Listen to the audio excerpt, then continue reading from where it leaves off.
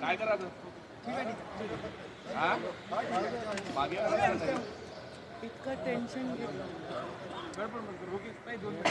इतका स्ट्रेस का घेताय पण तुम्ही?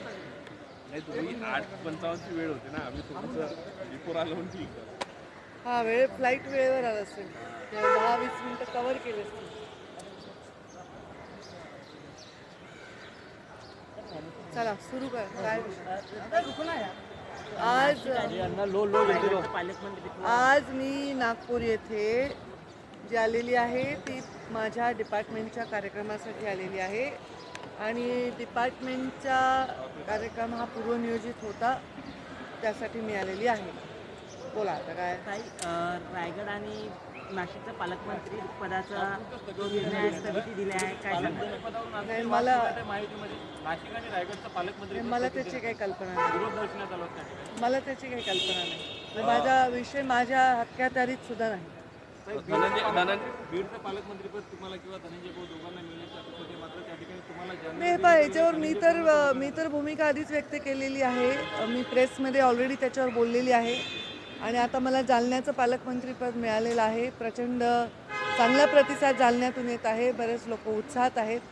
तर मी प्रत्येक वेळी एखादी मिळालेली संधी जी आहे ती संधी एक माझ्यासाठी अनुभव समजून मी घेत असते. प्रत्येक वेळी तुम्हाला सेम काम करायला मिळतं असं नाही. जसं आता मी पूर्णतः संघटनेचं काम केलं, 5 वर्ष कुठल्याही संविधानिक पदावर नव्हते. आता मला बीडचं पालकमंत्री म्हणजे मी बीडची लेक आहे, बीडची सेवा करायची संधी मला मिळाली असती तर अजून आनंद झाला असता.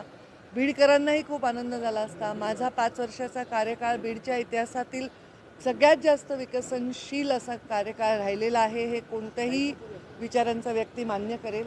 पण आता जे निर्णय झालेले आहेत त्या निर्णयांच्याबद्दल कुठली असहमती न दर्शवता जे आपल्याला मिळालेलं आहे त्याच्यामध्ये जास्तीत जास्त चांगलं काम करण्याच्या भूमिकेमध्ये मी तरी आहे आणि जालन्यामध्ये काम करण्यासाठी बीडमध्ये मला डबल लक्ष द्यावं लागेल. आता बीडचं तर काही पालकमंत्री अजितदादा आहेच आहेत, पण संघटना आणि पक्ष आणि बीडचे कार्यकर्ते, बीडची जनता इतके वर्षाच्या सवयीने ती सांभाळत असताना अजितदादा सुद्धा आम्हाला पूर्ण सहकार्य करतील असा विश्वास आहे. धनंजय मुंडेंचं काल दादांनी एक प्रकारे कौतुक केलं आहे, त्यांनी सगळ्या प्रश्नांना एक प्रकारे उत्तर दिलं असे त्यांनी.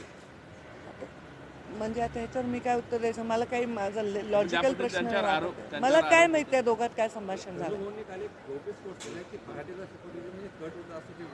याच्यावर तेच उत्तर देऊ शकतील, मी कसं देणार. कोण कोणाला काय म्हणाले याच्यावर मी कधी उत्तर देत नाही. माझ्या भूमिकेबद्दल बोलू शकते. धन्यवाद.